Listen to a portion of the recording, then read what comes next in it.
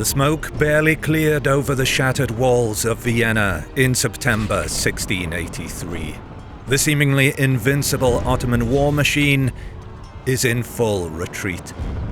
They are fleeing the combined efforts of the Great Holy League and the battering ram of the winged hussars, following a seismic battle after a devastating 2-month-long siege of the city. But though the Ottoman army is broken, it is far from destroyed.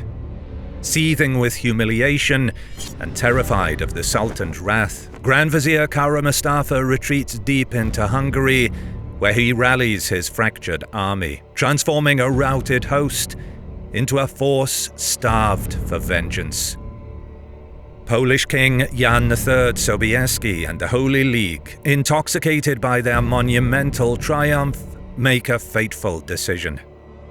Rather than hold their defensive line, they will hunt the Ottomans down and shatter their grip on Eastern Europe forever.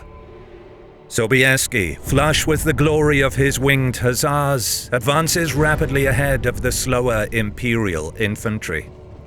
But overconfidence is a deadly poison. Marching eagerly toward the fortress of Párkány, the Polish vanguard believes they are chasing a terrified, fleeing enemy. They are wrong. Hidden within the sweeping Hungarian plains, the Ottomans prepare a massive, unseen trap. The stakes cannot be higher. If Sobieski's isolated cavalry gets ambushed and annihilated, the miracle of Vienna will be instantly undone, and the gateway to Europe will be ripped wide open once again. The hunter is about to become the hunted. It is late evening by the time that Kara Mustafa finally admits defeat and withdraws from the battlefield. Although the Polish king enters the Grand Vizier's quarters just moments later, it is too late, and his men are too exhausted to complete a chase long into the night. The Poles and their German allies, under the command of Duke Charles of Lorraine, have been marching and fighting against the furious enemy defenses since early morning. The battle itself coming in the wake of epic journeys from hundreds of miles afield.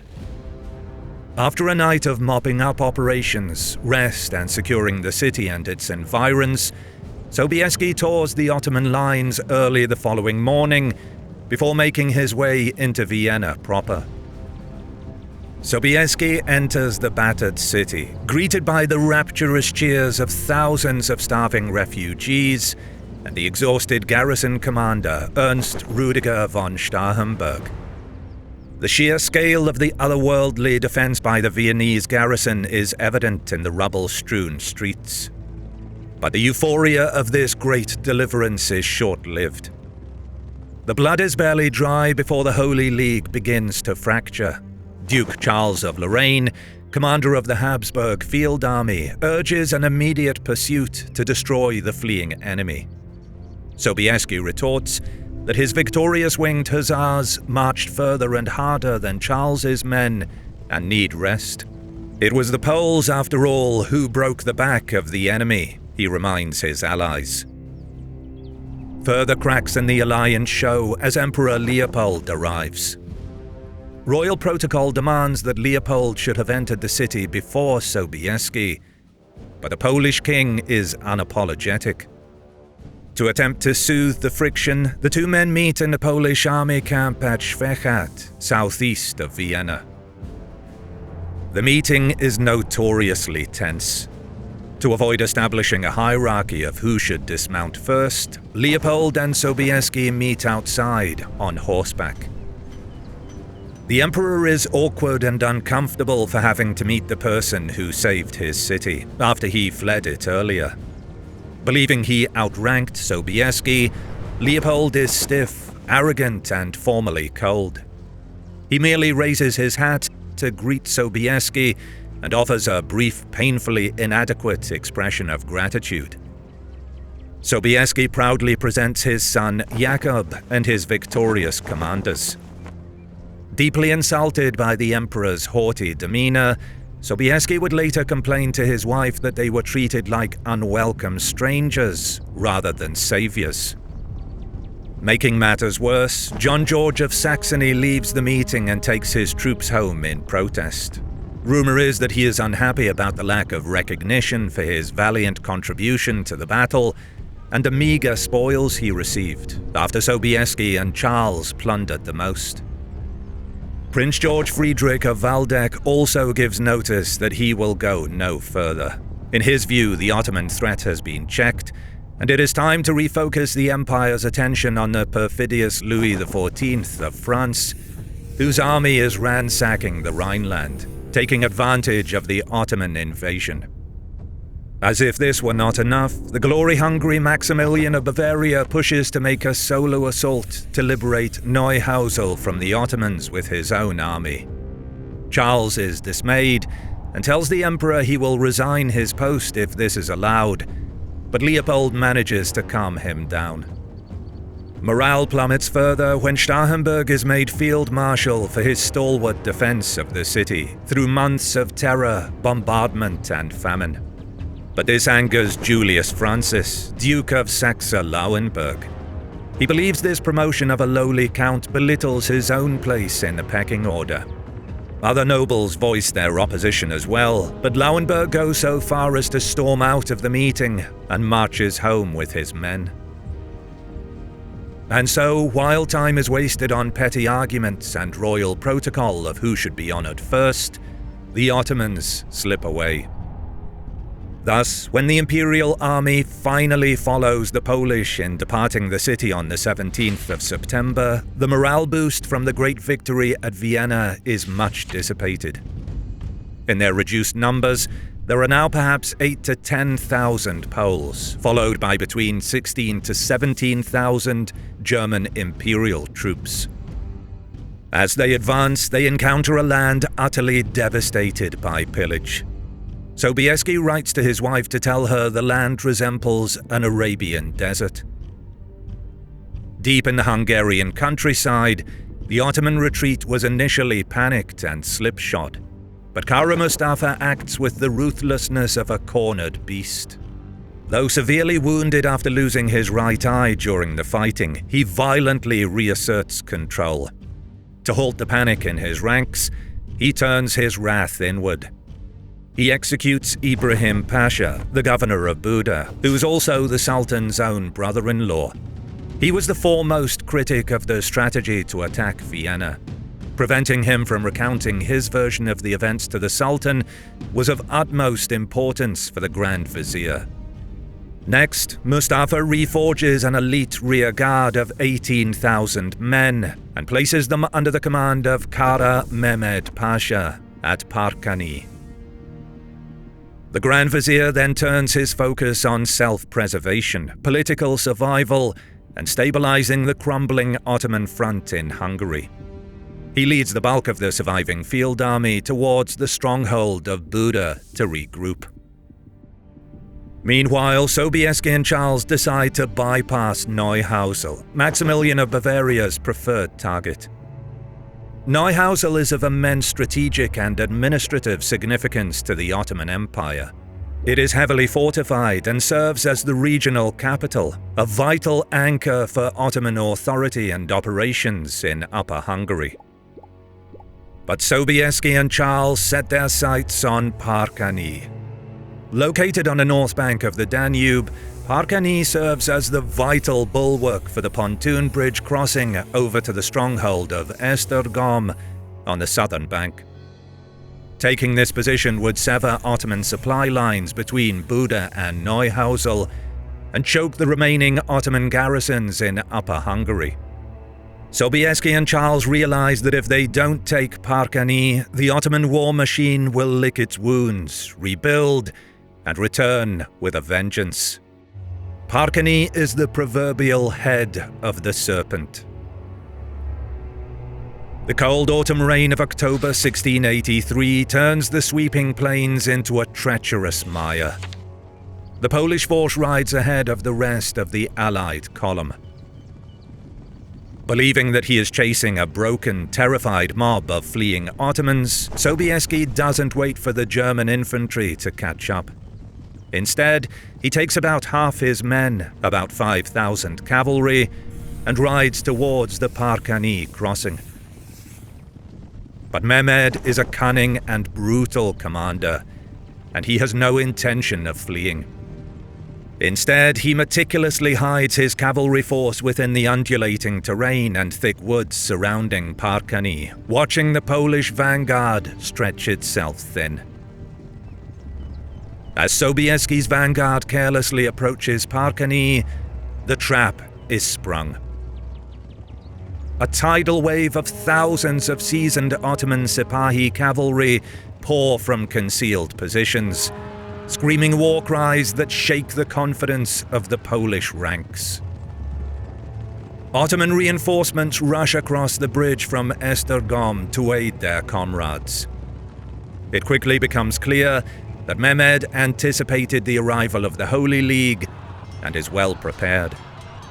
The Polish dragoons, caught out of position, are slaughtered before they can form a cohesive firing line. The vaunted winged hussars, the heroes of Vienna, are swarmed in the chaotic melee. Denied the space for their devastating charge, they are dragged from their saddles and cut down in the mud. Sobieski roars commands over the din of battle and begins to disengage. But suddenly, the king himself is utterly exposed. 2 Ottoman cavalrymen burst through the collapsing line, their blades aimed at the monarch. The savior of Europe is inches away from having his head paraded on a Turkish pike. Then, an unknown Polish writer throws himself between the king and his attackers, taking the fatal blows and buying Sobieski a fraction of a second.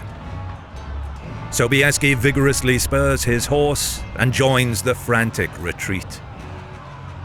As they ride west for over half a mile, the Poles steady themselves, but cannot reform their lines while the Ottomans are breathing down their neck. Salvation arrives just as all seems lost. Over the western ridge, the rhythmic march of Duke Charles of Lorraine's Imperial Infantry and Heavy Dragoons appears. The Imperial forces have already formed a partial firing line, having heard the commotion in front of them. A coordinated volley of musket fire tears into the Ottoman cavalry, halting their advance and forcing them back toward Párkány. Sobieski, covered in the blood of his own men, sits exhausted among the German troops, having lost 1,000 men in minutes. As they make camp, the trauma of October 7th forges an iron resolve. Sobieski vows to wash away the humiliation in Ottoman blood. He and Charles agree. No more rushing, no more divided forces.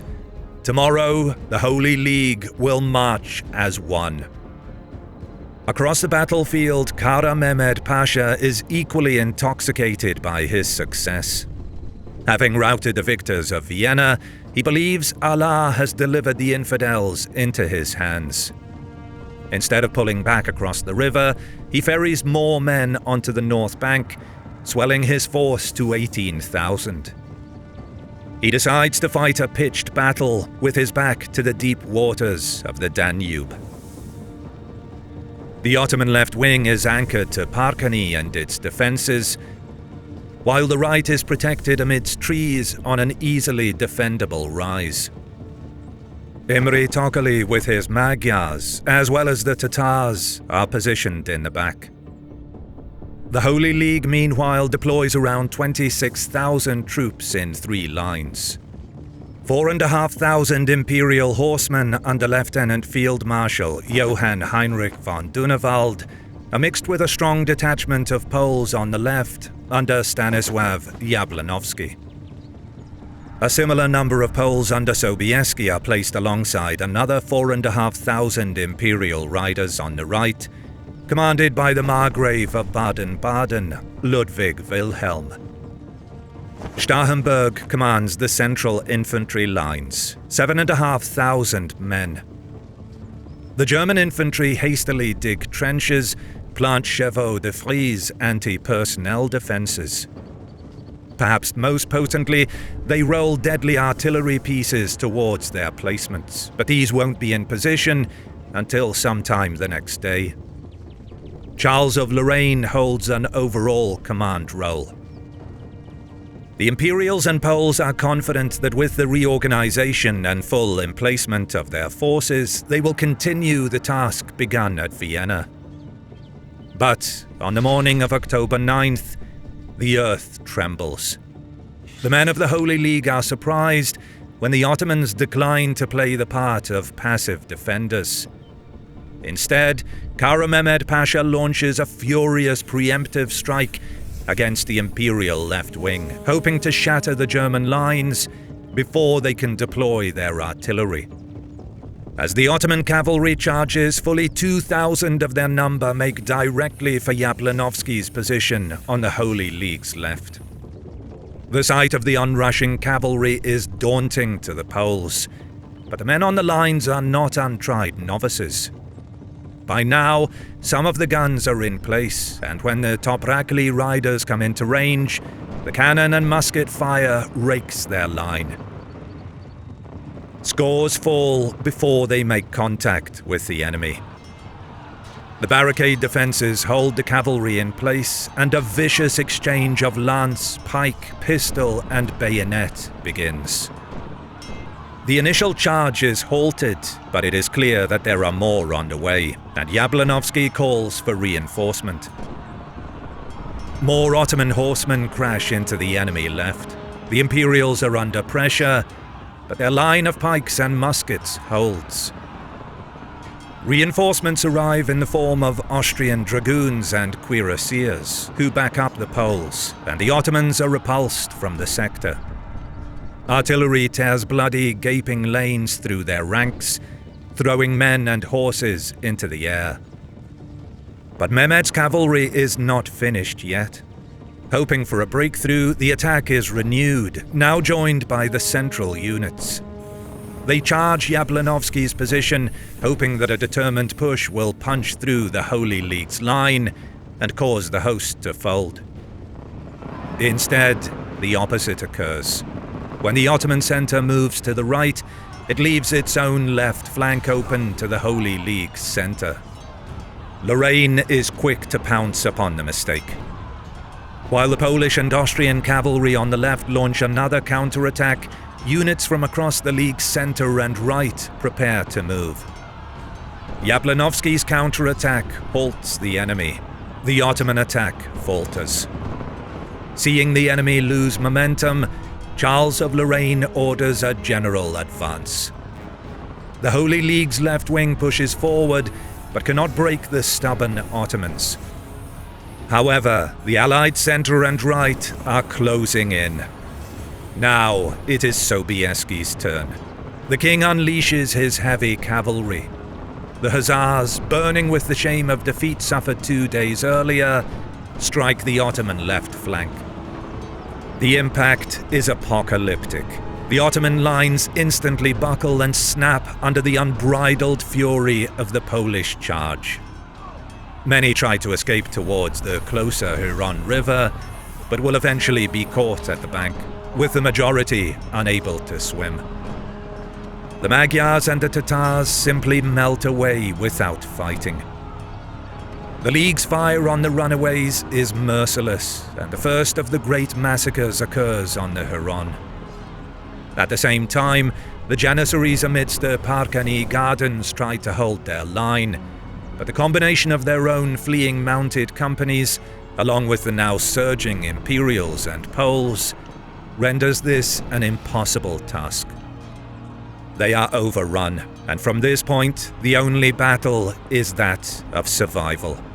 Hundreds attempt to run back across the pontoon bridge, but Lorraine and Sobieski's artillery is brought forward and trained on it as the sole target. The exploding missiles and musket balls exacerbate the confusion. The bridge inevitably gives way to collapse, and scores drown in the aftermath. Yet more die trying to hold the saddle pommels of their horses. The bloodshed grows even worse as the Imperials and Poles reach the Danube banks, and opened fire on the hapless stragglers and struggling swimmers.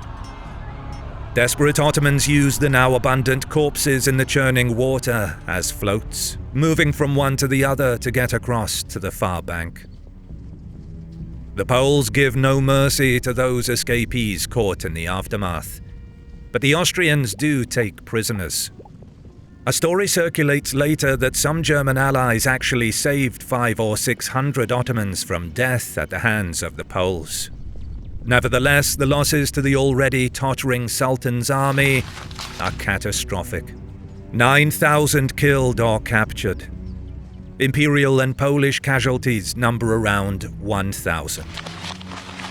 In the brutal, silent aftermath of Párkány, the true cost of Kara Mustafa Pasha's catastrophic gamble is laid bare upon the muddy shores of the Danube. Vienna stands, and the rearguard at Párkány failed to repel the Holy League. Kara Mustafa's fate is sealed, as is that of the Ottoman Empire in Hungary. For this is not merely a tactical defeat. It is the violent amputation of Ottoman power in Eastern Europe. The stronghold of Esztergom, held by the Sultans for 130 unbroken years, surrenders just weeks later. The psychological shock shatters the myth of Ottoman invincibility forever. Their isolated garrisons left trapped in the north realize with creeping dread that no rescue is coming. Only an outbreak of dysentery amongst the Allied troops stops Sobieski from riding deeper into Ottoman territory.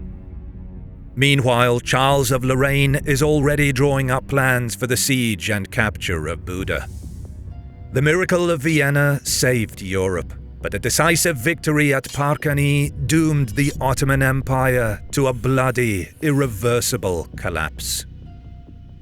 I appreciate you being here for the video. Please give that subscribe button a gentle medieval slap and tickle the like button to appease the almighty algorithm. It will help out the channel greatly. Cheers!